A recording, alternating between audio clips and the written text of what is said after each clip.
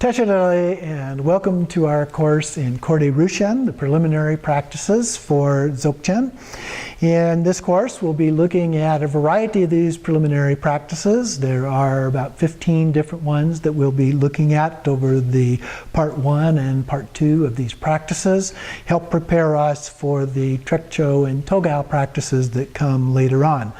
Now, in some cases, these practices are taught, as we are doing, as preliminary to Trekcho, and in effect, preliminary then also to Togao. In other cases, they are taught as preliminary to just the Togao.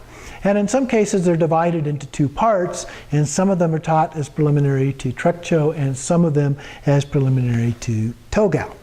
So, like I said, we're doing them as preliminary to both of these by going through all of the preliminary practices first, and then we'll go into the Trekcho, and then after that, the Togao. So, what we were looking at then are two texts for our class. We have Yeshe Lama, which was written by Jigme Lingpa, and we also have a second text called Great Perfection Volume 2, Separation and Breakthrough. So it talks about the Khorde Rushen and the Togao practices by the third Dzogchen Rinpoche that we will be looking at.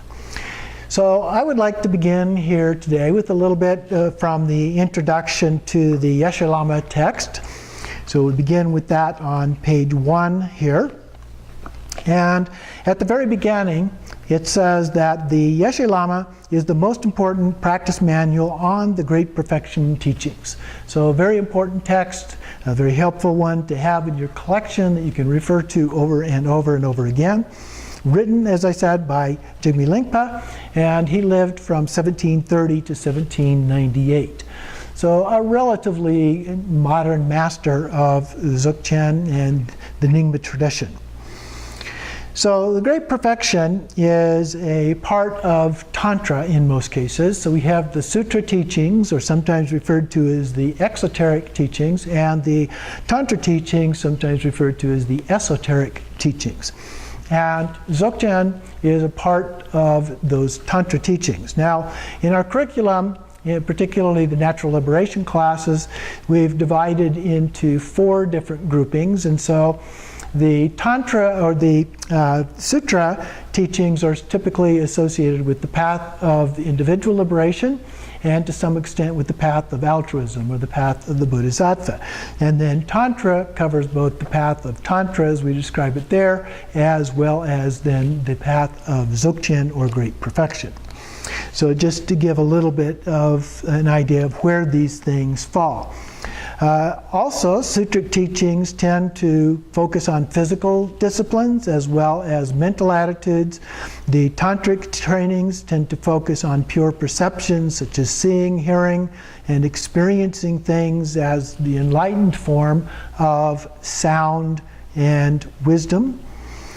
And so then we have also the sense of the true nature of one's own mind as a major focus as a part of this. So the teachings are described as being for meditators who use pure awareness as the path of meditation, and then they meditate on pure awareness after distinguishing it from mind. So the Khorde Rushen practices are helping us to distinguish those experiences from mind. And then they focus and remain focused only on pure awareness. They do not employ any concepts, since concepts are mind. So that's what we're trying to do, is separate the experience of mind or samsara, ordinary experiences, from these experiences that we have that are not perceived as being out there, but we recognize that these are just manifestations of our mind. And they are also associated with appearances and emptiness. So we have this sense of the 3 kayas, the Nirmanakaya, Sambhogakaya, Dharmakaya, and its nature is often referred to as openness, which is the Dharmakaya. Its intrinsic nature is the clarity, which is Sambhogakaya, and the power of omniscient compassion is the Nirmanakaya. So these are the three Buddha bodies and how they fit in together as a part of that. Now, as preliminaries, we have the 4 common preliminaries and 5 uncommon preliminaries that are a part of the path of Tantra. And so the common preliminaries are what we usually refer to as the 4 thoughts that turn the mind. So the uncommon preliminary practices are the Nindra practices involving refuge and bodhicitta. And then we do the Vajrasattva mantras and purification practices associated with that. And then from that, then we make offerings. And then finally we do Guru Yoga as a part of that. So in Yeshe Lama, it talks about the great perfection, and in our previous class of the Introduction to Dzogchen, we talked about how these practices are divided into different cycles, and so we have a cycle associated with the mind series and the space series and then the special instruction series. And that's also, the special instruction series is also sometimes referred to as Menagde or Upadesha, and here he uses the term Upadesha. And he describes that then as having 4 cycles: outer, inner, esoteric, and innermost esoteric or heart essence. And so Yeshe Lama, especially the Togao practices, are based on this innermost esoteric cycle. I want to read from a section from Jigme Lingpa that he writes about this. Among the 3 classes of the Great Perfection, the mind class imposes mental judgments and talks about natural clarity. The expanse or space class focuses on basic space and relies on baselessness. These classes do not start with realization of pure awareness directly. Also, the first 3 cycles of the class of Upadesha rely on the innermost state to attain the ultimate goal.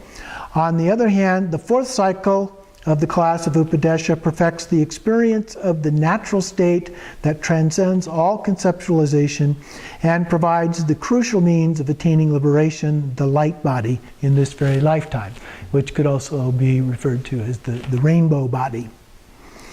And so there are 2 main practices associated with these after the Khorde Rushen Preliminaries, which are the Trekcho and Togao. So he elaborates a little bit on those. The Trekcho has 4 modes of placement. Previously, we associated the idea of placement with the shamatha practices, single-pointed abiding. So we're looking at those single-pointedly and placing our attention on those. So he has 4 of these that he addresses. One is placement in the mountain-like view. And so we focus like on a mountain, very, very steady, not moving, not changing, typically in the way we view a mountain. And this evolves into maintaining naturally clear, great awareness. And then there's the ocean-like meditation, which is associated with a wide expanse or openness. And then the third one is skill in activities, which is associated with a relaxation of body, speech, and mind. And then the 4th one is an unconditional result. So those are the 4 placements that he refers to here. In terms of Togao, he talks in here about the 4 luminosities. And the 4 luminosities, as we talked about in Natural Liberation, are the 4 visions. And so each one of those are presented. So he talks about the luminosity of the eyes, the luminosity of space, of pure awareness, the luminosity of the empty vital essence, and the luminosity of the self-emergent prajna, or wisdom. And so these are the things that we will be looking at in this course, the preliminary practices in preparation for those Trekcho and Togao practices as a part of this.